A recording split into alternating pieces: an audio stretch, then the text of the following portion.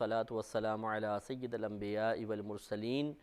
اما بعد فاعوذ باللہ من الشیطان الرجیم بسم اللہ الرحمن الرحیم۔ الحمدللہ الہادی پروگرام میں تربیت اولاد کے سلسلے میں ہمارا کلام چل رہا تھا، اور پچھلے پروگرام میں میں نے آپ کی خدمت میں حضرت لقمان رضی اللہ تعالی عنہ نے اپنے بیٹے کو تکبر کے سلسلے میں جو کچھ ارشاد فرمایا تھا، اس پر ہم نے ایک دفعہ پھر تفصیلی کلام کر کے تکبر کے بارے میں درس دیا تھا۔ اس پہ ضرور توجہ کرنے کی ضرورت ہے۔ اور پھر اس کے بعد جو تھا کہ اپنی آواز کو بلند کرنے سے بھی آپ نے منع فرمایا تھا، اور مثال دی تھی کہ بہت اپنی آواز کو بلند نہ کرو، کیونکہ سب سے بری آواز گدھے کی آواز ہے۔ سمجھانا یہ مقصود تھا کہ آواز کی بلندی کوئی قابل فخر چیز نہیں ہوتی ہے، کہ گدھا بھی بلند آواز سے چیختا ہے لیکن لوگ اس کو ناپسند کرتے ہیں۔ اس لیے یہ بھی ایک قابل توجہ بات ہے کہ بعض اوقات ہمارے بچے لاؤڈلی بولتے ہیں، اور ایک تو ہوتا ہے قدرتی طور پہ آواز کا بلند ہونا، اور ایک ہوتا ہے کہ تکبراً آدمی جھڑک کے چیخ کر بولتا ہے ہر ایک کے سامنے۔ اس قسم کی آواز جو ہے وہ منع ہوتی ہے۔ اس پر بھی توجہ کرنی چاہیے کہ بچہ اگر جیسے بعض اوقات بعض مائیں ہوتی ہیں،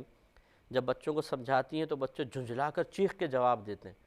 اس وقت ماں فوراً تنبیہ نہیں کرتی، بولتے اچھا کھیلتے رہو، جاؤ دفع ہو جاؤ، بھاڑ میں جاؤ، اور چل پڑیں گی۔ تو اس وقت وہ اگر اس طرح اس وقت بچے کو تنبیہ نہ کی جائے کہ تم نے یہ بات کیسے کی ہے، اتنی بلند آواز سے کیسے تم نے ماں سے گفتگو کی ہے، والد صاحب سے گفتگو کی ہے، کس طرح ایسی بات کر رہے ہو، اس کو سمجھانا چاہیے، اس کو احساس دلانا چاہیے۔ اگر وہ اس پہ سوری نہ کرے، شرمندہ نہ ہو، تو اس کی کچھ انعامات روکنے چاہیے، کچھ اس کی چیز روک لیں، کچھ اس کے پیسے روکیں، کچھ کھانے پینے کی چیزوں سے اس کو محروم کیا جائے، کچھ کھیل کی چیزوں سے محروم کر دیا جائے، اس کو احساس دلایا جائے کہ تم نے خطا کی ہے، تم نے غلط کیا ہے۔ لیکن جو ماں باپ بیچارے خود پٹنا پسند کرتے ہیں، جھڑکنا جھڑکیاں سننا پسند کرتے ہیں، اور اس پہ کھی ہنس رہے ہوتے ہیں اور بچوں کو بدتمیز بنا رہے ہوتے ہیں، وہ بچے اتنے بدتمیز ہو جاتے ہیں کہ ماں باپ پھر ہر ایک دیندار کوئی آ جائے، کوئی دنیا دار آ جائے، وہ اپنے ماں باپ کی عزت کو وہاں پہ مٹی میں ملانے کے لیے تیار ہوتے ہیں۔ اور ماں باپ کو اتنا احساس و شعور نہیں ہوتا کہ اس طرح کی بدتمیز اولاد بڑے ہونے کے بعد کیسے قابو میں رہے گی، جب یہ چھوٹا سا آپ کے قابو میں نہیں آ رہا ہے تو۔ لیکن بس وہ نہیں جی ڈانٹو نہیں بچوں کو، ان کی ذہنی نشو و نما متاثر ہو جاتی ہے۔ تو باقی جتنے ڈانٹ ڈپٹ کھا کے بڑے ہو رہے ہیں اور بڑے بڑے سائنسدان بن گئے ہیں، بڑے بڑے بزنس مین بن گئے ہیں، وہ ان کو پر ڈانٹ ڈپٹ نے کوئی اثر نہیں کیا ہے۔ تو یہ غلط طریقہ ہوتا ہے ماں باپ کا، اور خصوصاً جو پڑھا لکھا طبقہ ہوتا ہے وہ سمجھتے ہیں، اور خصوصاً یہ یورپ کنٹریز سے زیادہ اس چیز کو اڈاپٹ کیا گیا ہے کہ وہاں پر بچوں کو زیادہ جھڑکنا، اگر مار دیں ماں باپ اور بچے شکایت کر دیں تو بعض اوقات وہ پہلے تنبیہ کرتے ہیں، اور پھر ماں باپ دوبارہ کریں تو بچوں کو اٹھا کے ہی لے جاتے ہیں، اور ایسی جگہ جا کے رکھتے ہیں کہ ماں باپ کو پتہ نہیں چلتا ہمارے بچے کہاں چلے گئے۔ ایسی وہاں ٹیچرز کو الاؤ نہیں ہے کہ وہ بچوں کو ماریں، اگر ماریں گے تو ٹیچر پر فائن ہو جائے گا یا اس کو فائر کر دیا جائے گا۔ تو اسی وجہ سے آپ یہ دیکھیں کہ ان کے بچے باہر زیادہ تر بچے بدتمیز بہت زیادہ ہوتے ہیں، اور بڑے ہونے کے بعد وہ کرمنل مائنڈ بنتے ہیں۔ بہت سے بچے ایسے ہوتے ہیں جن کا دماغ جو ہے جرائم والا ہوتا ہے، اور وہ توڑ پھوڑ کرنا اور دیگر امور میں مشغول ہو جاتے ہیں۔ تو لیکن یہ نہیں ہے کہ اس کی کوئی پازیٹیو اثرات نہیں ہیں، پازیٹیو بھی ہوتے ہیں، اور میں اس کی وضاحت یہاں پہ ضرور یہ کر دوں کہ میں خود اس کا مخالف ہوں کہ ڈنڈا اٹھا کے بچوں کو مارا جائے، یا بہت زیادہ ان کو پریشر میں رکھ کر ان کی ذہنی صلاحیت کو متاثر کیا جائے۔ یہ مناسب نہیں ہے، بچوں کو کھیلنے بھی دینا چاہیے، ٹھیک ہے وہ چیزیں توڑتے بھی ہیں، سب کچھ کرتے ہیں، خود ہمارے بچے بعض وقت گھر میں کرکٹ کھیلتے ہیں، بلب توڑ دیتے ہیں، اور توڑا بھی ہے۔ تو بعض ایسی چیزیں ہوتی ہیں جس کو نظر انداز کرنا بھی چاہیے، لیکن بعض ایسی چیزیں ہوتی ہیں اور بعض اوقات ایسے ہوتے ہیں، اور یہ فیصلہ ماں باپ کو کرنا چاہیے اور سوچ سمجھ کے کرنا چاہیے کہ کن امور پر مکمل طور پہ آزادی دے دینا خود اس بچے کے مستقبل کے لیے، فیوچر کے لیے انتہائی نقصان کا باعث ہے۔ اب جیسے بچے بدتمیزیاں کر رہے ہیں، ماں باپ کو برا بھلا کہہ رہے ہیں، اور ہم ہنس رہے ہیں سامنے سے، تو لازم بات ہے کہ پھر بچہ بڑا ہونے کے بعد اسی طرح لاؤڈلی بولے گا، پھر وہ جو چاہے کرنا چاہے گا کرے گا۔ تو اس لیے ذرا پیار بھی ہو، لاڈ پیار بھی ہو، محبت بھی ہو، اور اس کے ساتھ ساتھ پھر تھوڑی بہت ڈانٹ ٹپٹ بھی ہو، اور یہ کوئی غیر اسلامی طریقہ نہیں ہے۔ نبی کریم صلی اللہ علیہ وسلم کا فرمان ذیشان ہے کہ جب بچہ 7 برس کا ہو جائے تو اس کو نماز کا حکم دو، اور جب 10 برس کا ہو جائے تو مار کر نماز پڑھاؤ۔ یہ دیکھیں یہ کون کہہ رہے ہیں؟ رحمت للعالمین کہہ رہے ہیں، بعض لوگ اس قسم کی باتیں سننے کے بعد کہتے ہیں جی یہ مولوی لوگ تو شدت پسند ہوتے ہیں. تو معاذ اللہ ثم معاذ اللہ جس نبی سے آپ کو دین ملا کہ ان کے بارے میں کیا خیال ہے؟ کیا ان کو معاذ اللہ آپ شدت پسند کہیں گے کہ 10 سالہ بچے کو فرما رہے ہیں کہ مار کر نماز پڑھاؤ؟ تو یہ یاد رکھیں کہ بعض جگہ شدت پسندی ہی اچھی ہوتی ہے. اب مثال کے طور پر اگر ایک مجرم یہ کہے، اس نے گناہ کیا، چوری کی، قتل و غارت کیا، آپ نے جیل میں بند کر دی، اور وہ کہے یار کیا ہماری گورنمنٹ بڑی شدت پسند ہے، اٹھا کے جیل میں بند کر دیا، تو بتائیے کیا اس کی یہ بات مانی جائے گی؟ کیا یہ صحیح کہہ رہا ہے غلط کہہ رہا ہے؟ آپ یقینی سی بات ہے کہ آپ کہیں گے یہ غلط ہے، اس کو بند ہی کرنا چاہیے کیونکہ یہ دوسروں کو نقصان پہنچائے گا. تو پھر یہاں جب یہ شدت پسندی، جیل میں بند کر دینا، مار پیٹ کرنا، اس سے اگلوانے کے لیے سب کچھ کرنا، بلکہ جو بامشقت سزا ہوتی ہے اس میں تو پھر کام کروائے جاتے ہیں، پہاڑ ٹوٹوا رہے ہیں، روڈیں بنوا رہے ہیں، سب کام کروا رہے ہیں قیدیوں سے. تو یہ جو پرتشدد کارروائی ہے اس کو آپ کیوں جائز کہتے ہیں؟ اسی لیے جائز کہتے ہیں کہ اس میں اصلاح کے پہلو ہیں، اس سے فوائد حاصل ہوتے ہیں. تو بس اسی طریقے سے اولاد کے ساتھ بھی تھوڑی بہت سختی یہ شرع نے، ہماری شریعت نے بیجا حکم اس کا نہیں دیا ہے بلکہ بالکل بجا حکم ہے، اس لیے خیال کرنا چاہیے. تو اس لیے اپنے بچے اگر وہ کسی بڑے سے بدتمیزی کر رہا ہے، چھوٹوں پہ چیخ رہے ہیں، چلا رہے ہیں، جیسے بڑے بھائی ہوتے ہیں چھوٹوں پہ کر رہے ہیں، اسی وقت ان کو فوراً پیار سے، محبت سے تنبیہ کریں. لہجہ دھیما ہونا چاہیے، تو یہ بہت ہی اچھی بات ہے. لاؤڈلی بولنے سے بعض اوقات پھر غلط قسم کے تاثرات سامنے آتے ہیں. جیسے اب خصوصی طور پہ یہ بچیوں کے اندر، اگر بچیوں میں جھنجھلاہٹ زیادہ ہو، بات بات پہ سیخ پا ہونا، گھر کے اندر تو چل جاتا ہے لیکن کبھی انہوں نے سسرال بھی جانا. اگر گھر میں آپ ان کی پہلے سے ہی تربیت نہیں کریں گی تو یہ عادت اتنی پختہ ہو چکی ہوگی کہ سسرال جانے کے بعد وہاں پر بھی ان سے بدتمیزی کریں گے. اب ہو سکتا ہے کہ وہ لوگ اس چیز کے عادی نہ ہوں، نتیجہ نکلے گا کہ پہلے تو وہ سامنے کچھ نہیں کہیں گے، چلو نئی نئی دلہن ہے کوئی بات نہیں، لیکن ایک بند کمرے کے اندر آپس میں کہہ رہے ہوں گے بڑی بدتمیز لڑکی ہے، اس نے کل دیکھا کیا کیا فلاں. یہ پھر آہستہ آہستہ جب یہ سلسلہ آپ کی طرف سے جاری رہے گا، بچی کی طرف سے جاری رہے گا، تو پھر وہ کھل کر منع کریں گے، اور پھر بھی باز نہ آئے کیونکہ پھر ایک دم تو عادت جاتی نہیں ہے، تو پھر سپریشن ہو جاتی ہے، بچی اپنے گھر، وہ اپنے گھر. تو اس طرح کے بے شمار کیسز ہمارے پاس آئیں صرف زبان کی وجہ سے کہ خواتین، اور ہمیں بولتی بھی ایسی اتنی مظلوم بن کے، مفتی صاحب میرے شوہر نے ظلم کیا، یہ کیا یہ کیا، ارے اچھا بھی بڑی مظلوم آئے. اس کے بعد جب کراس کوسچننگ شروع ہوتی ہے، آپ نے بھی کچھ کیا تھا کہ نہیں؟ ہاں میں نے بھی 2 گالیاں دے دی تھی. ارے تو یہ آپ نے نہیں بتایا کہ شوہر نے اگر کچھ کہا تھا تو آپ نے بھی 2 گالی دے دی تھی. آپ کب تک برداشت کریں آخر؟ تو پھر وہ اپنے آپ کو ظاہر کرتی ہیں کہ جی ہم نے بھی کچھ کارنامے کیے تھے. تو مسئلہ یہ ہوتا ہے کہ اس طرح کی بچیوں کو اگر ہم تربیت نہیں دیں گے، ماں باپ انہیں پیار محبت سے نہیں سمجھائیں گے، تو پھر یہ عادات وہاں پر جا کر ان کے لیے نقصان کا باعث بنیں گی. اور بہرحال طلاق کسی کو بھی ہو اذیت تو ہوتی ہے، پریشانی ہوتی ہے،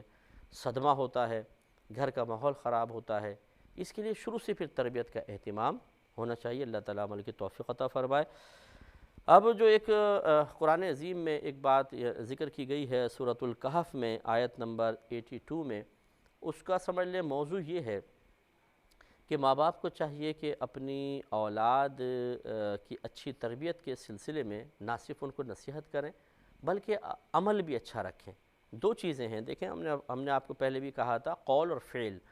ہمارے نبی کریم صلی اللہ علیہ وسلم نے ان دونوں چیزوں کے ذریعے تربیت فرمائی ہے. 40 سال تک عمل دکھایا، اس وقت تک کوئی سرکار نے کلام نہیں کیا تھا، یعنی احکام بیان نہیں کیے تھے کیونکہ اعلان نبوت ہی نہیں تھا. 40 سال تک،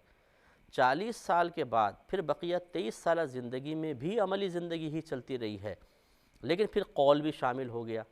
پھر اعلان نبوت فرمایا اور پھر آپ نے احکام بیان کرنے شروع کیے.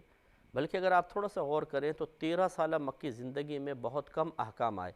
زیادہ تر اس میں عقائد کے بارے میں ہی آیات نازل ہوتی رہی، خصوصاً آخرت کے بارے میں. تو 40 میں آپ 13 جمع کر لیں، 53 سال 53 ایئرز جو ہیں وہ گزرے ہیں عملی زندگی کے، جو خالصتاً بہت زیادہ اس میں عمل کا دخل ہے. اس کے بعد آخری جو 10 سالہ زندگی ہے آپ کی، اس میں پھر سرکار کے قول بھی ہیں، آپ کے احکام ہیں، آپ نے حکم بیان فرمایا ہے، لیکن اس میں بھی عمل کا سلسلہ چلتا رہا. تو 63 سال تک سمجھ لیجئے عمل ہی عمل ہے، اور اس میں 10 سال مزید پھر، یعنی 10 سال آخری 10 سال ہیں اس میں قول کے ذریعے بھی آپ تبلیغ فرما رہے ہیں. تو یہ ایک حقیقتاً ہمیں چیز سمجھائی گئی ہے. اگر آپ تھوڑا سا غور کریں، اللہ تبارک و تعالی نے جس ترتیب سے اپنے حبیب کریم صلی اللہ علیہ وسلم کو رکھا، 40 سال کے بعد اعلان نبوت کا حکم دیا، پھر 13 سال تک مکہ میں نبی کریم صلی اللہ علیہ وسلم کو رہنے کا حکم ہوا، اور آخری 10 سال میں پھر آپ مدینہ منورہ میں تشریف لائے۔ تو یہ اس حکمت سے خالی نہیں ہے، اس میں ایک بڑی حکمت ہمیں سمجھانا ہے، سکھانا ہے کہ ماں باپ کو چاہیے کہ وہ ایک طویل عرصے تک اپنے اولاد کے سامنے رول ماڈل بن کر رہیں اور تربیت کرتے رہیں، اور پھر ساتھ ساتھ قول کے ذریعے بھی کریں۔ اس کا فائدہ دونوں طریقے سے اولاد کو ہوتا ہے، عمل کریں گے اس سے بھی فائدہ ہوگا، قول کے ذریعے بھی فائدہ ہوتا ہے، اور جو ماں باپ بعمل ہوتے ہیں ان کی اولاد زیادہ بہتر انداز سے اپنے ماں باپ کے قول کو قبول کرتی ہے، کیونکہ وہ دیکھتے ہیں کہ ماں باپ ایسا کر رہے ہیں تو ان کے لیے پھر عمل کرنا آسان ہو جاتا ہے۔ اب ایک باپ اگر سگریٹ پی رہا ہو اور بیٹوں سے کہ بیٹا سگریٹ مت پینا بہت بری چیز ہے، تو لازم سی بات ہے کہ اولاد شاید کہنا نہ مانے، ہو سکتا ہے مان بھی لے خوف کی وجہ سے، لیکن جب موقع ملے گا وہ باہر سگریٹ پکڑ لیں گے کہ ابا جان بھی تو پیتے ہیں۔ اس سے تھوڑا سا سوچنا چاہیے۔ تو اب یہ ماں باپ کو بھی چاہیے کہ وہ اپنے عمل کو بہت اچھا رکھیں، اس کی برکات نہ صرف اگلی نسل تک، یعنی آپ کی جو اپنی اولاد ہے، بلکہ ان کی اولادوں کی اولادوں کی اولادوں تک بھی پہنچ سکتی ہے۔ یہ اللہ تبارک و تعالیٰ نے اس آیت کریمہ میں بیان فرمایا ہے، اگرچہ اس میں ماں باپ کی فضیلت کا پہلو ہے، لیکن چونکہ تربیت اولاد کے سلسلے میں یہ بہت معاون ہے تو میں نے ان آیات کا انتخاب کیا ہے۔ واقعہ وہی ہے جو آپ نے پہلے بھی کئی دفعہ سنا ہوگا کہ حضرت موسیٰ علیہ السلام، یہ بخاری کی روایت کے ساتھ ملا کر میں ذکر کر رہا ہوں کہ موسیٰ علیہ السلام سے ایک شخص نے ایک دفعہ کھڑا ہو کر پوچھا کہ کیا آپ سے زیادہ بھی کوئی صاحب علم ہے؟ تو آپ نے فرمایا کہ نہیں، اور آپ نے بالکل صحیح فرمایا، کیونکہ قوم میں نبی اپنی امت میں سب سے زیادہ صاحب علم ہوتا ہے۔ تو پھر یہ جب آپ نے فرمایا کہ مجھ سے زیادہ صاحب علم کوئی بھی نہیں ہے، تو اللہ تعالیٰ نے حضرت جبریل امین کو بھیجا اور انہوں نے آ کر بتایا کہ آپ سے زیادہ صاحب علم ایک شخص ہیں۔ تو حضرت موسیٰ علیہ السلام نے پوچھا وہ کون ہیں؟ تو بتایا گیا کہ وہ خضر علیہ السلام کی طرف اشارہ کیا گیا کہ آپ فلاں فلاں مقام پہ پہنچ جائیں تو وہ آپ سے ملاقات ان کی ہو جائے گی۔ میں اس کو مختصر کر رہا ہوں، آپ وہاں پہنچ گئے، ملاقات ہوئی، اور حضرت موسیٰ علیہ السلام نے کہا کہ میں چاہتا ہوں کہ میں آپ کے ساتھ رہوں۔ اس میں تین طرح کے واقعات ہوئے، جن میں پہلے ہی خضر علیہ السلام منع فرما چکے تھے کہ آپ جو بھی کچھ دیکھیں مجھ سے سوال نہیں کریں گے، لیکن موسیٰ علیہ السلام نے پہلے دو میں کویسچن کر ڈالے اور آپ نے جواب دیا۔ اب تیسری جو معاملہ تھا اس کے بارے میں یہ ہوا کہ آپ ایک گاؤں میں پہنچے، اور یہ قاعدہ قانون تھا وہاں کا، ایک عرف ایک تھا اور ایک عادت، ایک رسم و رواج قائم تھا کہ جب کوئی مہمان آتا تھا تو وہ گاؤں والے سے کھانے کا مطالبہ کر سکتے تھے، یہ شرعاً بالکل جائز تھا۔ تو آپ لوگوں نے مطالبہ کیا، گاؤں والوں نے آپ کی کوئی بھی آؤ بھگت نہیں کی، تو اس پر موسیٰ علیہ السلام کو یہ ناگوار گزرا۔ جب یہ باہر نکلنے لگے گاؤں سے تو اس کے گاؤں کے کنارے پر ایک دیوار تھی، بہت اونچی دیوار، کہتے ہیں کہ 100 گز کی تھی، اس کی بات نے 200 گز مقدار بتائی ہے، اور وہ ٹیڑھی ہو چکی تھی، قریب تھا کہ وہ گر جاتی۔ تو حضرت خضر علیہ السلام نے بطریق معجزہ اللہ تبارک و تعالیٰ کی عطا سے اس پہ یوں ہاتھ پھیرا، وہ سیدھی کھڑی ہو گئی، بالکل مضبوط۔ تو موسیٰ علیہ السلام نے اس پر تھوڑا سا جلال کا اظہار فرمایا کہ یہ لوگوں نے تو دیکھا میں نہ کھانے کو دیا نہ پینے کو دیا، اگر آپ چاہتے تو اس دیوار کے سیدھے کرنے کی اجرت لے لیتے۔ تو خضر علیہ السلام نے پھر فرمایا کہ بھئی اب میں اور آپ ساتھ نہیں رہ سکتے ہیں، کیونکہ میں نے آپ کو سوال سے منع کیا تھا، لیکن میں حکمت بتاتا ہوں۔ تو پہلے دو کی حکمت کو ہم چھوڑ دیتے ہیں، تیسرے سے ہمارا کیونکہ ابھی موضوع سے متعلق ہے۔ تیسرے کا آپ نے فرمایا کہ بات دراصل یہ تھی کہ یہ دیوار 2 یتیم بچوں کی تھی، اور اس دیوار کے نیچے ایک خزانہ پوشیدہ ہے جو ان کے آباء و اجداد نے چھپایا تھا۔ اگر یہ دیوار گر جاتی وہ خزانہ ظاہر ہو جاتا اور لوگ اس کو لوٹ لیتے، تو اس لیے اللہ تبارک و تعالیٰ نے مجھے حکم دیا کہ میں اس دیوار کو سیدھا کر دوں، اور یہ حفاظت کا حکم اس لیے رہا، اس دیوار کو سیدھا کرنے کا حکم اس لیے رہا کہ ان دونوں بچوں کے والد جو تھے وہ نیک انسان تھے، گویا کہ اس کی نیکی کی برکت سے اللہ تعالیٰ نے ان بچوں کے اس مال کی حفاظت کا اہتمام فرمایا، اور ایک نبی کو حکم دیا کہ وہ دیوار کو سیدھا کرے۔ پہلے اس کو دیکھیے، یہ حضرت خضر علیہ السلام بتا رہے ہیں، کہتے ہیں وَأَمَّا الْجِدَارُ، اور بہرحال دیوار، فَكَانَ لِغُلَامَيْنِ يَتِيمَيْنِ فِي الْمَدِينَةِ،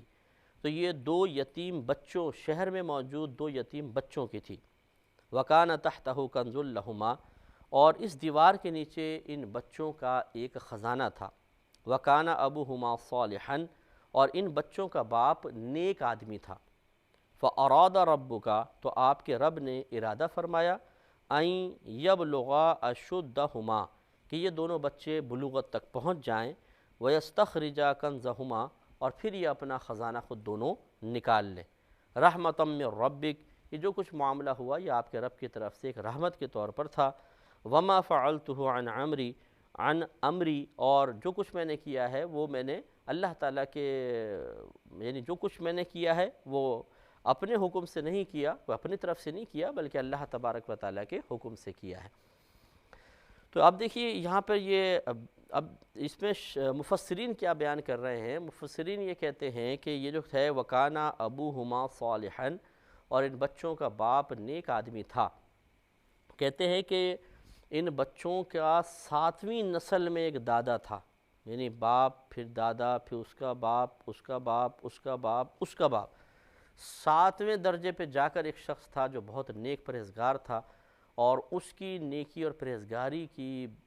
وجہ سے اللہ تبارک و تعالی نے ان بچوں پر کرم فرمایا، اور یہ وہ چیز یعنی اس کی نیکیاں ان بچوں کے کام آئی، اور اللہ تعالی نے ان کے سامان کی حفاظت کی ہے۔ تو اس سے معلوم ہوا کہ دیکھیں اگر اب اس پہ ہمارا جو یہ ٹاپک ہے اس کے اعتبار سے اس سے تعلق یوں بنتا ہے کہ اگر ہم اپنے آپ کو نیک بناتے ہیں، اس کے اثرات بچوں میں منتقل ہوں گے، ان کی حفاظت ہوگی، اللہ تبارک و تعالیٰ ان کے مال کی حفاظت کرے گا، کسی کو مقرر کرے گا جو ان کی حفاظت کرے گا اور انہیں نقصانات سے بچائے گا، اور پھر جب ہم اگر نیک ہوں گے، ہمارے بچے نیک بنیں گے، تو پھر ان کی اولاد کو ان سے فائدہ ہوگا۔ تو اس لیے اور دیکھیں نیک بننے سے دنیا کا کوئی نقصان نہیں ہوتا۔ یہ بعض اوقات ہم یہ سمجھتے ہیں کہ اگر ہم دین پر چلیں گے تو دنیا کے نقصانات ہو جائیں گے۔ اگر ایسا ہوتا تو بتائیے جو لاکھوں کی تعداد میں دیندار لوگ ہیں وہ اسی دنیا میں رہ رہے ہیں، ان میں دیکھیں آپ کو یہ مالدار بھی نظر آئیں گے، بہت پڑھے لکھے نظر آئیں گے، حتیٰ کہ آپ کھلاڑی ہی دیکھ لیں، آپ بہت سے داڑھی والے آپ کو کھلاڑی نظر آئیں گے جو کھیل رہے ہیں، باقاعدہ لاکھوں ڈالر وہ پر منتھ کما رہے ہیں،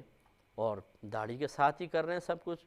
ہمت آدمی کر لے اور اللہ تبارک و تعالیٰ کی کرم نوازی ساتھ ہو تو انسان کی ترقی کی راہیں کوئی بھی نہیں روک سکتا، انسان آگے بڑھتا چلا جاتا ہے۔ تو یہ ہماری صرف سوچ اور فکر ہوتی ہے، ہم سمجھتے ہیں کہ شاید میرے ساتھ ایسی پرابلمز ہیں کہ اگر میں دین پہ چلوں گا تو کچھ بھی آگے نہیں بڑھ سکوں گا، اور اسی طرح ہماری اولاد اگر دین پر چلے گی تو وہ دنیاوی ترقی سے محروم رہ جائے گی۔ اس غلط خیال کو بھی دور کرنا بہت ضروری ہے۔ اللہ تعالیٰ عمل کی توفیق عطا فرمائے، آمین۔ وآخر دعوانا